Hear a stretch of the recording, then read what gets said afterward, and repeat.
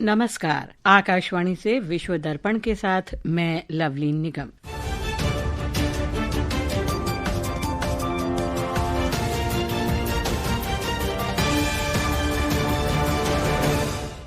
Britain के प्रधानमंत्री कीर Starmer बुधवार को 2 दिन की यात्रा पर भारत आएंगे। भारत में 6 वर्षों में लगभग 17 करोड़ नौकरियां सृजित हुई, बेरोजगारी घटकर 3.2% पर आई, महिला कार्यबल में वृद्धि।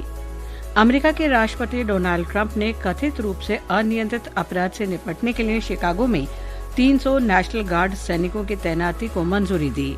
और कोलंबो में आईसीसी महिला एक दिवसीय क्रिकेट विश्व कप में आज दोपहर भारत का मुकाबला पाकिस्तान से। ब्रिटेन के प्रधानमंत्री कीर स्टारमर 2 दिन की यात्रा पर बुधवार को भारत आएंगे। ये उनकी भारत की पहली आधिकारिक यात्रा होगी। एक रिपोर्ट। बृहस्पतिवार को मुंबई में प्रधानमंत्री नरेंद्र मोदी और श्री स्टारमर विजन 2035 के अनुरूप भारत ब्रिटेन व्यापक रणनीतिक साझेदारी के विभिन्न पहलुओं की प्रगति की समीक्षा करेंगे। ये व्यापार और निवेश, प्रौद्योगिकी और नवाचार, रक्षा, जलवायु और ऊर्जा, स्वास्थ्य, शिक्षा और आपसी संबंधों जैसे विषयों पर केंद्रित 10 वर्ष की कार्य योजना है। दोनों नेता भारत ब्रिटेन व्यापक आर्थिक और व्यापार समझौते से उपलब्ध होने वाले अवसरों की तलाश के लिए व्यापार और उद्योग जगत के प्रतिनिधियों के साथ बातचीत भी करेंगे। श्री मोदी और श्री स्टारमर आपसी हित के क्षेत्रीय और वैश्विक मुद्दों पर विचार विमर्श भी करेंगे। दोनों प्रधानमंत्री मुंबई में ग्लोबल फिनटेक फेस्ट के 6ठे संस्करण में भी शामिल होंगे। सुपर्णा की रिपोर्ट के साथ शशांक कुमार, विश्व दर्पण। वाणिज्य और उद्योग मंत्री पीयूष गोयल ने कल अधिक संतुलित, समावेशी और भविष्य के लिए तैयार आर्थिक साझेदारी के लिए भारत सिंगापुर व्यापार तथा निवेश संबंधों को और मजबूत करने की आवश्यकता पर बल दिया।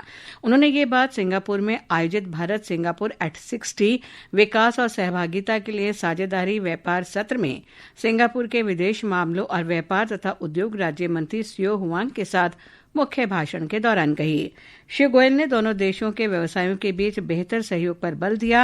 उन्होंने पिछले 6 दशक में राजनयिक संबंधों में हुई परिवर्तनकारी प्रगति और विश्वास तथा पारस्परिक सम्मान पर आधारित गहन द्विपक्षीय संबंधों की आशाजनक संभावनाओं की सराहना की। देश में पिछले 6 वर्षों में लगभग 17 करोड़ नौकरियां सृजित हुई हैं। एक रिपोर्ट।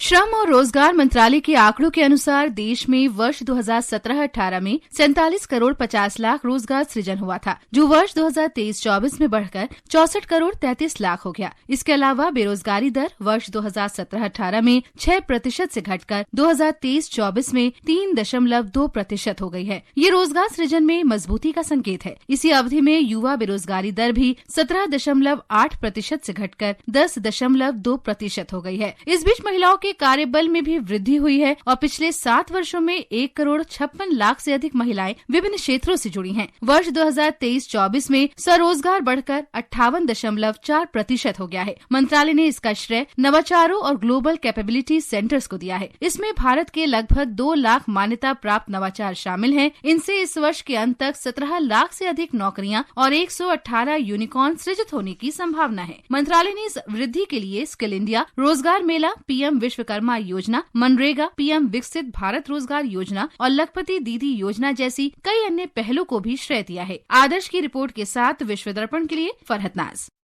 ह्यूस्टन स्थित भारतीय महावाणिज्य दूतावास ने टेक्सास के डेंटन में हुई गोलीबारी की घटना में मारे गए भारतीय छात्र चंद्रशेखर की मृत्यु पर गहरा शोक व्यक्त किया है। महावाणिज्य दूतावास ने बताया कि स्थानीय अधिकारी घटना की जांच कर रहे हैं और वे उनके लगातार संपर्क में हैं। दूतावास हैदराबाद में परिवार के संपर्क में है और हर संभव सहायता प्रदान कर रहा है। सीमा सड़क संगठन बीआरओ ने एक बार फिर विश्व रिकॉर्ड स्थापित करके इतिहास रच दिया है। बीआरओ ने प्रोजेक्ट हिमांक के अंतर्गत वास्तविक नियंत्रण रेखा के पास पूर्वी लद्दाख में समुद्र तल से 19,400 फीट की ऊंचाई पर स्थित मिगला दर्रे पर दुनिया की सबसे ऊंची सड़क का निर्माण किया है। इस उपलब्धि के साथ संगठन ने वर्ष 2021 में ओमलिंग ला में 19,024 फीट के अपने ही पिछले रिकॉर्ड को तोड़ दिया है।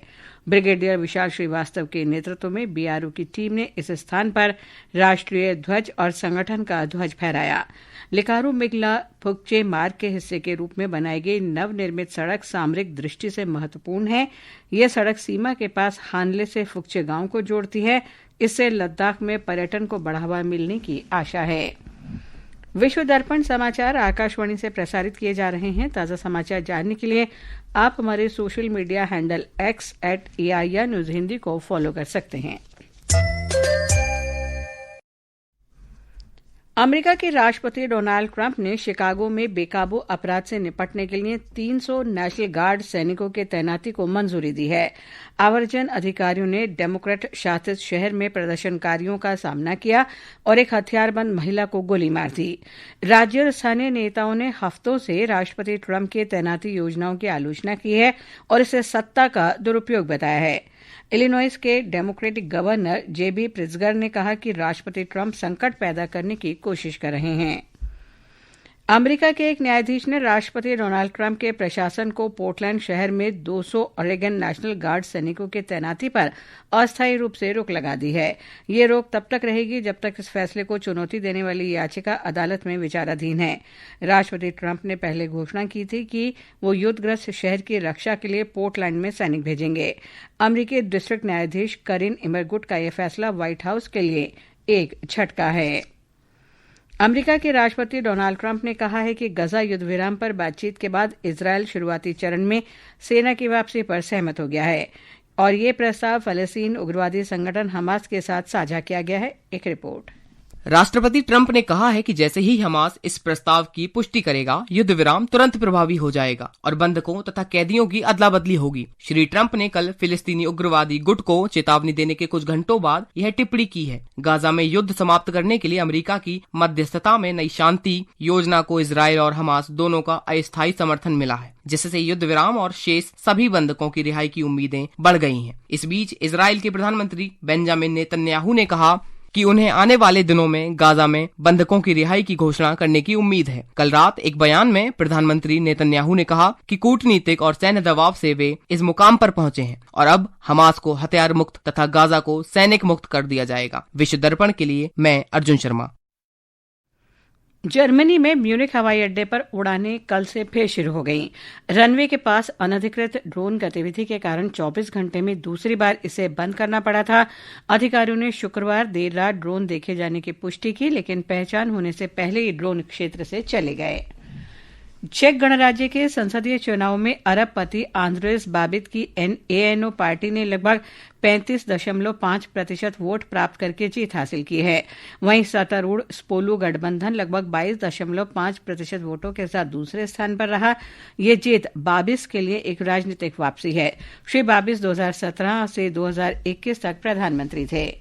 और अब खेल समाचारों के साथ हैं मुकेश कुमार बल।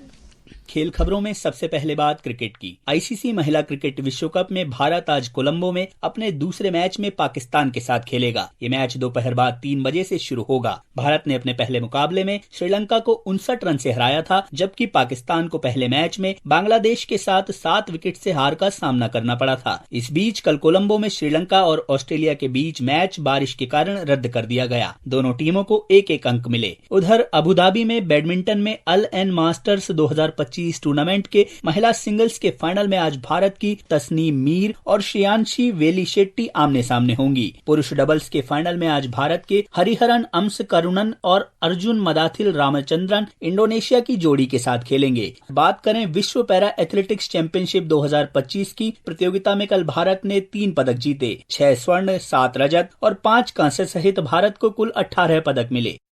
अंत में मुख्य समाचार एक बार फिर। ब्रिटेन के प्रधानमंत्री कीर स्टारमर बुधवार को 2 दिन की यात्रा पर भारत आएंगे। भारत ने 6 वर्षों में लगभग 17 करोड़ नौकरियां सृजित हुई। बेरोजगारी घटकर 3.2% पर आई। महिला कार्यबल में वृद्धि। अमेरिका के राष्ट्रपति डोनाल्ड ट्रंप ने कथित रूप से अनियंत्रित अपराध से निपटने के लिए शिकागो में 300 नेशनल गार्ड सैनिकों की तैनाती को मंजूरी दी। और कोलंबो में आईसीसी महिला एक दिवसीय क्रिकेट विश्व कप में आज दोपहर भारत का मुकाबला पाकिस्तान से होगा।